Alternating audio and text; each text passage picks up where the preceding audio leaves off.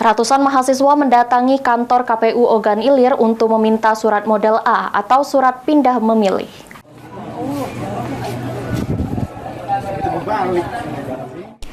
Ratusan mahasiswa Unsri dan pelajar pondok pesantren hingga pegawai mendatangi kantor KPU Ogan Ilir.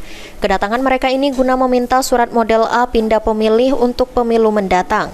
Salah satu staf KPU Ogan Ilir, Hadi, mengatakan jika Senin ini hari terakhir bagi mahasiswa dan pelajar dan pegawai yang meminta surat model A untuk pindah pemilihan pada pemilu.